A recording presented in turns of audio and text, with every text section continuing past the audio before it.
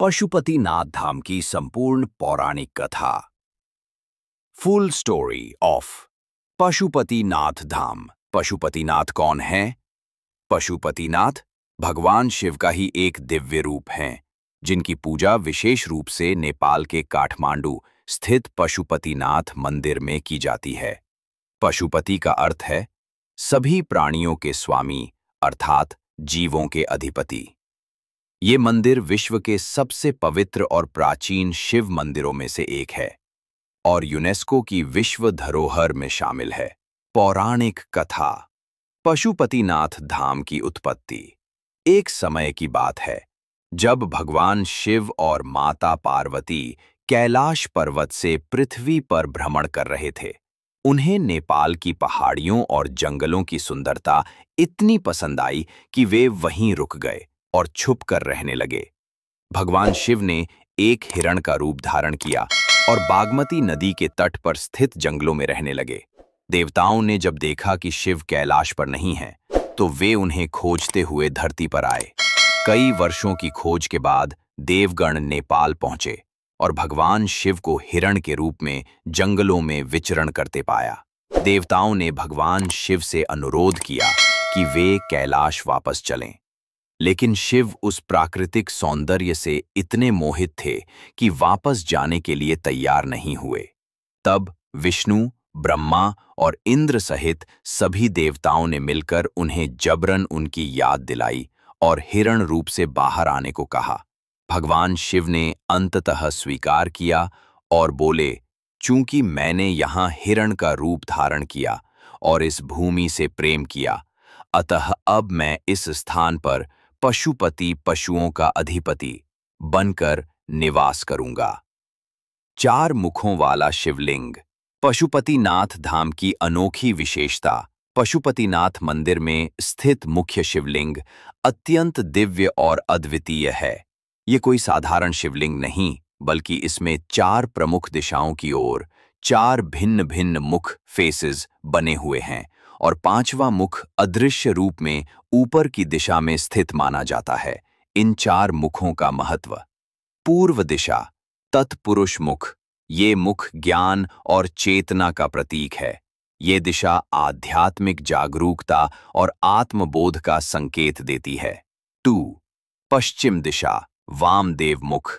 ये मुख सौम्यता, करुणा का प्रतीक है, शिव के शांत और दयालु स्वरूप को दर्शाता है। उत्तर दिशा, अघोर मुख। ये मुख शिव के रौद्र और उग्र स्वरूप को दर्शाता है, जो बुराई का नाश करता है और अज्ञान का अंत करता है। दक्षिण दिशा, सद्योजात मुख। ये मुख सृजन और निर्माण का प्रतीक है। इससे शिव के सृजनकर्ता रूप की अनुभूति होती है। ऊपर की दिशा, ईशान मुख, अदृश्य। इसे पंचम और सर्वोच्च मुख माना जाता है, जो शिव की पूर्णता, सर्वज्ञता और शिव तत्व को दर्शाता है। यह मनुष्यों की दृष्टि से परे है। शिवलिंग का यह 4-मुखी स्वरूप इस बात का प्रतीक है कि शिव केवल एक दिशा में नहीं, चारों दिशाओं में, चारों युगों में और हर स्थिति में साक्षात उपस्थित हैं।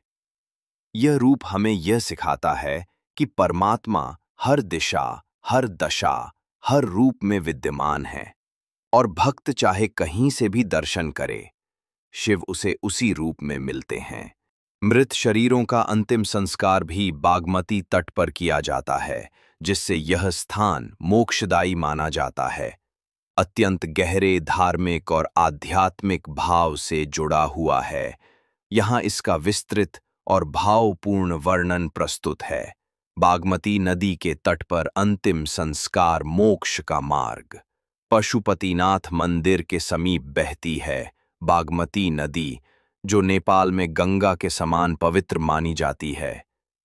इसी नदी के किनारे पर मृत शरीरों का अंतिम संस्कार किया जाता है, ठीक उसी प्रकार जैसे भारत में वाराणसी के मणिकर्णिका घाट पर होता है। बागमती नदी का पौराणिक महत्व। ऐसा माना जाता है कि यह नदी पापों को धोने वाली और आत्मा को शुद्ध करने वाली है।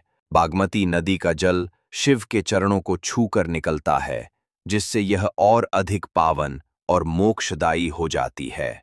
अंतिम संस्कार क्यों मोक्ष से जुड़ा है?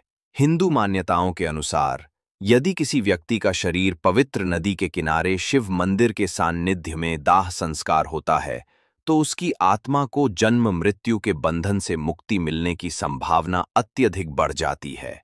शिव स्वयं मोक्षदाता हैं, और यदि मृत्यु के समय उनकी उपस्थिति हो, जैसे पशुपतिनाथ, तो वह आत्मा सीधे शिव धाम को प्राप्त कर सकती है। नदी के किनारे पशुपतिनाथ जी के साक्षी में होता है, तो उसे मोक्ष अवश्य प्राप्त होता है और वह आत्मा पुनर्जन्म के चक्र से मुक्त हो जाती है।